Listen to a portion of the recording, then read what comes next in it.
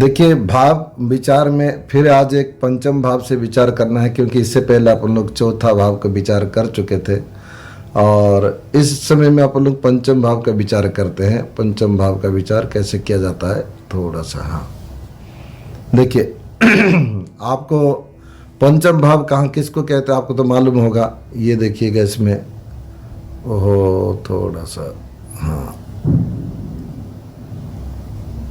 ये पंचम भाव है, ठीक है। तो इस भाव को क्या कहते हैं, इसको एक तो ये एक त्रिकोण में आता है, जैसे लग्न और पंचम जो त्रिकोण में आता है, ये तो इस पंचम भाव को शुद्ध भाव भी कहते हैं, तनुज भाव भी कहते हैं, और ये त्रिकोण में आता है, ठीक है ना। फण भर में इसको नहीं माना गया, त्रिकोण ही माना गया है, और कहीं कहीं शास्त्र में लिखा है तो कोई बात नहीं, इसको त्रिकोण के ही लेंगे, इसको हम कट कर देते हैं, ठीक है। हाँ, इसमें बुद्धि भाव, विद्या भाव, आत्मज भाव और वाणी का भी है, ठीक है ना। तो इस भाव से आपको, ये तो इसका नाम हो गया, इससे क्या क्या विचार कर सकते हैं। देखिए, सबसे पहले राज शासन की जो मोहर लगती है, यानी कि ये पंचम भाव नवम भाव से नवम होने के कारण में किसी व्यक्ति का सरकारी नौकरी का अगर देखना हो या भाग्य विचार करना हो तो यहाँ से भी किसी किया जाएगा। मंत्री यानी कि कोई नेता वो मंत्रणा देने वाला, मंत्री मतलब यहाँ नेता नहीं है, जो मंत्रणा देने वाला, जैसे राजाओं की मंत्री हुआ करते थे, राजपुरोहित हुआ करते थे, तो वो चीज सलाहकार, मान लीजिए सलाहकार, ठीक है ना। तो सलाहकार यहाँ मंत्री, और इसमें टैक्स,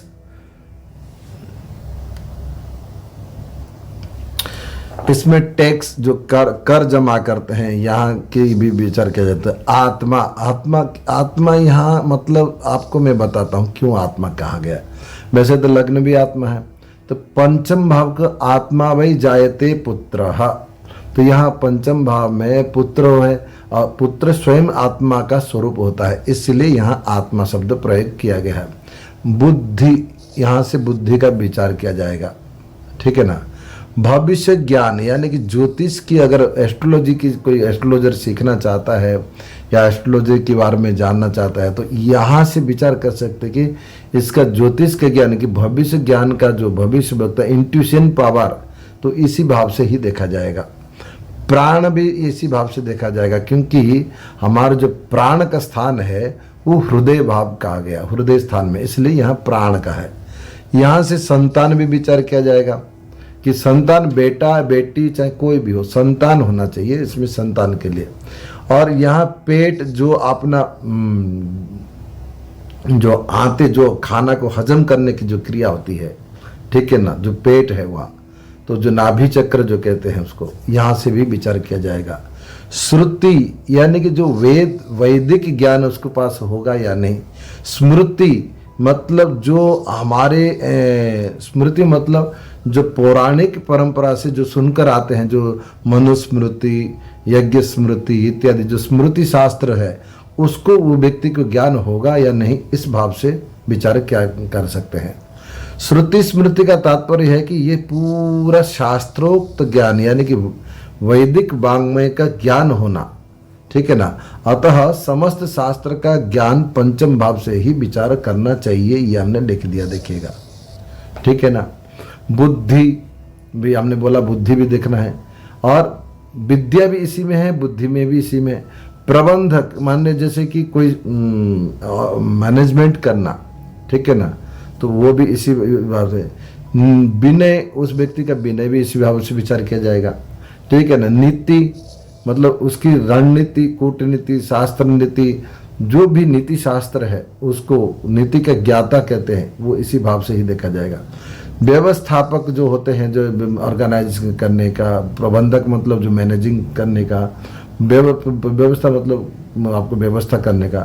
देव भक्ति, देवताओं के प्रति भक्ति है या नहीं, किस देवता का ये उपासना कर सकता है, इसका इष्ट कौन से देवता होता है, और इस कुंडली में कौन सा प्लैनेट ऐसा बैठा है तो उसको कौन से देवता को पूजन करना चाहिए, ये भी इस भाव से विचार किया जाएगा। मातुल सुख, यानी कि इसमें भी मातुल मतलब क्या है, मामा का, ठीक है ना, मातुल मतलब मामा है, मामा का सुख इसमें मिलेगा नहीं, क्योंकि इसका अगले स्थान छठा स्थान है, ठीक है ना।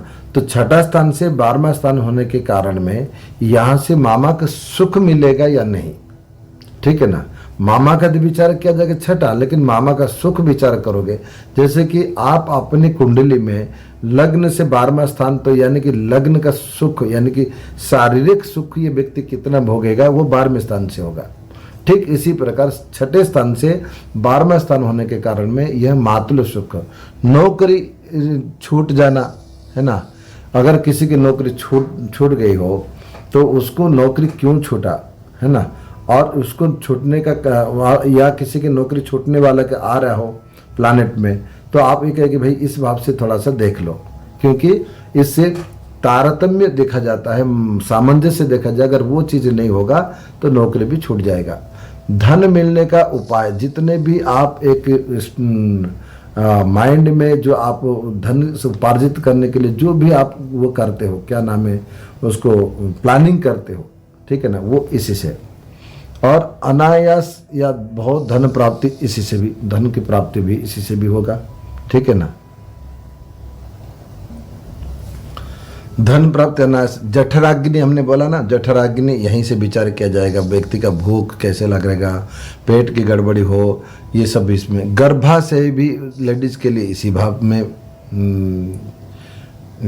विचार किया जाएगा। हाथ का यश, यानी कि इस व्यक्ति का कर्म में जो यश मिलता है, ठीक है ना, जो हस्त कौशल या हस्त के कला है या हाथ के कर्म मतलब कर्म के माध्यम से जो यश प्राप्त होता है वो भी इसी भाव से विचार किया। और मूत्रपिंड यानी कि जो हमारा जो मूत्र थैली भी इसी भाव से विचार किया जाएगा, और वस्ती भी इसी भाव से विचार किया जाएगा। 5वें स्थान में और भी है, जैसे कि कला है, कला कौशल इसी से विचार किया जाएगा, है ना, नीति कौशल इसी से विचार किया जाएगा, ठीक है ना। पेट की बढ़ना इसी से विचार किया जाएगा, किसी का अगर पेट बढ़ रहा है तो इसी से विचार करो। देवता, हमने बोला देवताओं के प्रति विश्वास रखेगा या नहीं, ये इसी भाव से विचार किया जाएगा, ठीक है ना। और मंत्र सिद्धि, अर्थात गुप्त बातों की मंत्र सिद्धि, किसी को अगर मंत्र सिद्धि करना चाहता है पहले उसका पंचम भाव देख लो कैसा है, तो मंत्र सिद्धि की जो क्रिया है या गुप्त बातों की रक्षा प्रवृत्ति, जो भी एक गोपनीयता उसके अंदर में कितना है, वो भी इसी भाव से विचार किया जाएगा।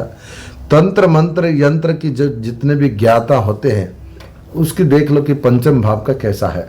अगर पंचम भाव के कोई ग्रहों के साथ कोई और नवम भाव का संबंध हो या लग्नेश का संबंध हो जाए तो वो व्यक्ति भी यंत्र मंत्र तंत्र की ज्ञाता होता है, सिद्धि प्राप्त भी कर सकता है। पिता का विचारधारा इसमें भी विचार किया जाएगा, क्योंकि नवम स्थान से नवम स्थान का होने के कारण इसके में भी विचारधारा। विवेक और बुद्धि इसी भाव से विचार करेंगे आप, है ना। राजत्व की प्राप्ति, यानी कि राजकीय कोई भी राजकीय से कुछ भी चीज का प्राप्त हो रहा है तो ये इसमें। भूमित्व की भूमिपतित्व, यानी कि आप भूमि के मालिक अगर बन जाए, क्योंकि इसलिए भूमिपतित्व क्योंकि ये चौथा भाव से जस्ट दूसरा स्थान है उसका, द्वितीय स्थान यानी कि धन, उस भाव का धन स्थान कहलाएगा, है ना। पुण्य रहस्य, कोई पुण्य का और रहस्य ज्ञान का, ठीक है ना। और एक ही वैश्यागमन में जो प्रवृत्ति होती है तो वो भी इसी भाव से विचार किया जाएगा, क्योंकि ये मन में विचार आता है, मन में जैसे जैसे आएगा। दूर देश की चिंता, मतलब बड़े कोई व्यक्ति अगर दूर में कोई रह रहा है उसके बारे में बार बार चिंता करना, गंभीरता इसी भाव से ही विचार किया जाएगा। सुशीलता ये भी विचार किया जाएगा। मन की स्थिरता, क्योंकि हम गुरुजी हम जप करते हैं पूजा करते हैं हमको मन नहीं लगता, तो वहाँ पंचम भाव को देख के विचार कर लो, है ना। जप की क्षमता, यानी कि जप करने की क्षमता इसी से वो हो जाएगा। वार्ता लेखन, यानी कि कोई भी चीज़ वार्तालाप करना या किसी की पोइटर होते ना कभी कभी होते हैं, ये सब चीज़ इसी में विचार करो।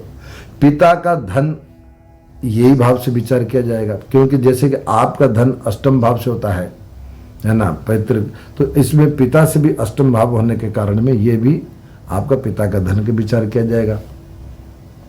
शिष्य, अच्छा शिष्य कैसे होगा, इसी भाव से विचार करें। इन सभी बातों को विचार करते हुए इस भाव का कारक कौन है, गुरु है।